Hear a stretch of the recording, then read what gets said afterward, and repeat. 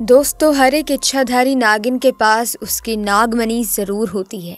कहते हैं जब स्वाति नक्षत्र की पहली बारिश होती है तो उसकी पहली बूंद अगर कोबरा सांप के मुंह में चली जाए तो वो सांप अपने मुंह में नागमणि उत्पन्न करता है।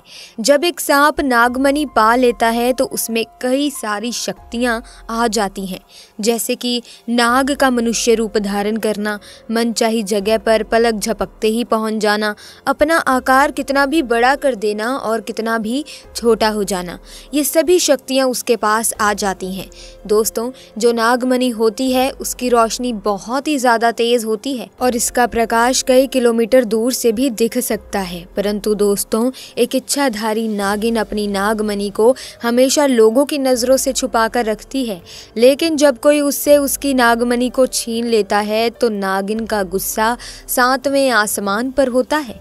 ऐसे में प्यारे दोस्तों, एक सच्ची घटना हम आज आपको बताने वाले हैं, जो कि बिहार के दरभंगा के एक गांव में घटित हुई, जो कि जंगल के बिल्कुल करीब बसा हुआ है।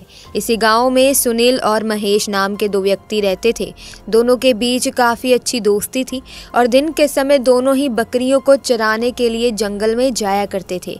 उसी जंगल में एक इच्छाधारी नागिन अपने नाग के साथ रहती थी और अपनी नागमणि की रखवाली किया करती थी। एक बार महेश की एक बकरी घने जंगल में चली गई तो महेश ने सुनील से कहा कि तुम आज मेरी बाकी बकरियों को लेकर घर वापस चले जाओ और मैं अपनी इस बकरी को जंगल के अंदर से ढूंढ कर वापस आता हूँ, जो शायद जंगल में थोड़ा अंदर चली गई है। उधर नागिन भी अपना भेष बदल कर मनुष्य रूप धारण कर नाग को नागमणि की रक्षा के लिए छोड़ गाँव के भ्रमण के लिए निकली हुई थी। जब महेश अपनी बकरी को ढूंढते हुए उस जंगल में पहुंचा तो पेड़ के नीचे बने बिल में से उसे तेज रोशनी आती हुई दिखाई दी। उसे लगा कि कोई कीमती हीरा या फिर आभूषण उसके नीचे छुपा हुआ है, तो उसने उसी पेड़ की टहनी को तोड़ा और एक बड़ा सा डंडा बना लिया और उस बिल को जोर जोर से मारकर तोड़ने लगा। उस बिल को तोड़ते समय महेश बहुत तेजी से डंडे से वार कर रहा था, जिसमें 2 चोट नाग के बिल के अंदर मौजूद नाग पर लग गई और नाग ने उसी समय अपना दम तोड़ दिया। जब महेश ने मरे हुए नाग को देखा और उसके पास तेज चमकती हुई मणि को देखा तो वो समझ गया कि वो चमकती हुई चीज और कुछ नहीं बल्कि एक नागमणि है। उसने पहले नाग को डंडे से हिलाया और ये सुनिश्चित किया कि नाग मर गया है या फिर जिंदा है। फिर उसने जब इस बात को पक्का कर लिया कि नाग मर गया है तो उसने अपनी जेब से रुमाल निकालकर उसके अंदर उस नागमणि को रख लिया और भागता हुआ तेजी से घर को निकल गया और ये भी भूल गया कि वो जंगल में अपनी बकरी को ढूंढने आया था और वो बकरी अभी भी जंगल में ही रह गई है। इधर जब नागिन वापस अपने बिल की तरफ लौटी तो जैसे ही उसने नागमणि गायब पाई और अपने नाग को मरा हुआ देखा तो वो गुस्से से आग बबूला हो गई। उसने अपनी शक्ति से नाग की आंखों में ये देख लिया कि उसके नाग का कातिल कौन है। महेश ने अब एक बहुत बड़ी गलती कर दी थी। उसने नाग के मरे हुए शरीर को वहीं जंगल में ही छोड़ दिया था। अगर वो नाग के शरीर को उसी समय जला देता तो शायद नागिन को उसके बारे में कभी पता ही नहीं चलता। उधर महेश बहुत खुश था क्योंकि उसे दुनिया की सबसे शक्तिशाली चीज मिल चुकी थी, यानी नागमणि मिल चुकी थी। महेश जब घर पहुंचा तो सबसे पहले उसने नागमणि अपने हाथ में पकड़ी और इच्छा जाहिर की कि जंगल में जो बकरी खो गई है वो मुझे वापस मिल जाए। तो प्यारे दोस्तों, ऐसा हुआ कि अगले ही पल वो बकरी उसके घर के दरवाजे के बाहर खड़ी थी। ये चमत्कार देखकर महेश हैरान रह गया। महेश ये सब देखकर बहुत खुश हो गया। उसने नागमणि की सहायता से अपने घर को ही बदल दिया और अब गांव का सबसे अमीर इंसान बन चुका था, और वो भी केवल और केवल नागमणि की मदद से। अपने नाग की हत्या का बदला लेने के लिए नागिन आग बबूला हो गई, परंतु वो विवश थी क्योंकि महेश के पास नागमणि थी और वो तब तक महेश को नुकसान नहीं पहुंचा सकती जब तक उसके पास वो नागमणि मौजूद है। दोस्तों, कहते हैं कि इच्छाधारी नागिन बगैर नागमणि के कोई भी रूप धारण कर सकती है। अपनी शक्ति का फायदा उठाकर नागिन ने एक सुंदर कन्या का रूप धारण किया और महेश किसी काम से जब दूसरे गांव जा रहा था तो उसके बीच रास्ते में बैठ गई और रोने लगी।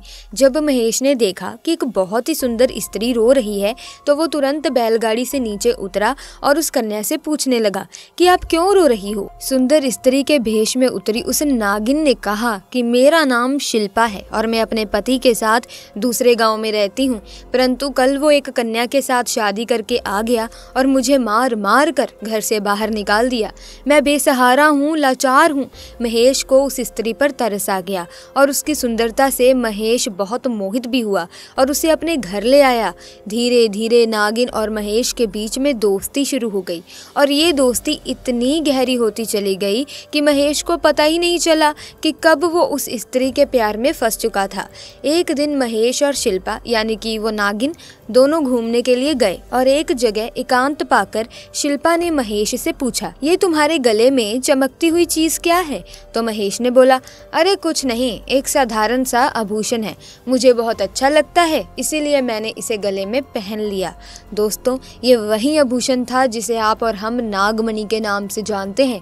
जब शिल्पा बोली कि क्या तुम मुझे ये आभूषण कुछ समय के लिए दे सकते हो, क्योंकि मुझे इसकी चमक बहुत भाती है, मैं इसे पहन कर देखना चाहती हूँ कि आखिर ये मेरे गले में कैसा लगता है।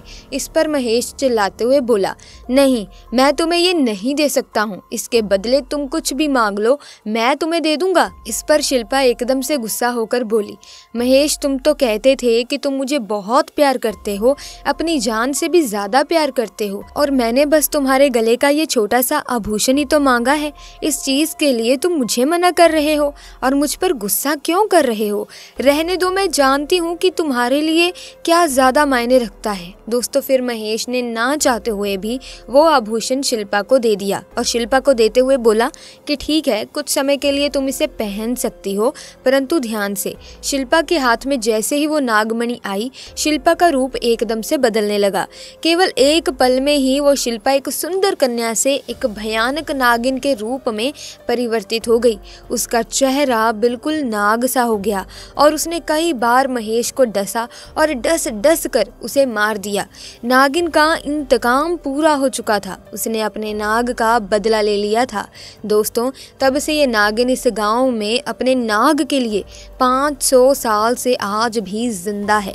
इसके बाद से वहाँ कुछ ऐसी घटनाएं सुनने में आई हैं जिसे सुनकर हर कोई हैरान है।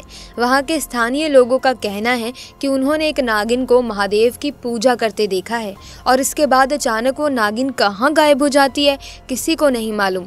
जब इस बारे में गांव के मंदिर के पुजारी जी से बात की गई तो मंदिर के पुजारी का कहना है कि अपने नाग की मौत के बाद से ही नागिन भयंकर रूप धारण करके अपने नाग को ढूंढ रही है और जिस तरह से पिछले 500 सालों से महादेव की पूजा करती थी, आज भी वही करती आ रही है। नागिन इस मंदिर में आती है और भगवान शिव से अपनी प्रार्थना कर बिना किसी को नुकसान पहुंचाए चली जाती है।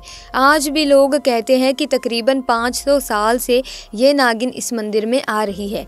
तो दोस्तों, कभी भी एक नागिन के नाग को मारना नहीं चाहिए और साथ ही नागिन की नागमणि को तो भूल कर भी छूना नहीं चाहिए, अन्यथा वो नागिन 7 जन्मों तक उस व्यक्ति का पीछा नहीं छोड़ती। ऐसे में अगर वीडियो अच्छी लगी तो महादेव के भक्त कमेंट सेक्शन में हर हर महादेव जरूर लिखना। साथ ही वीडियो को लाइक करें, शेयर करें, चैनल को सब्सक्राइब करें। आपका बहुत बहुत धन्यवाद।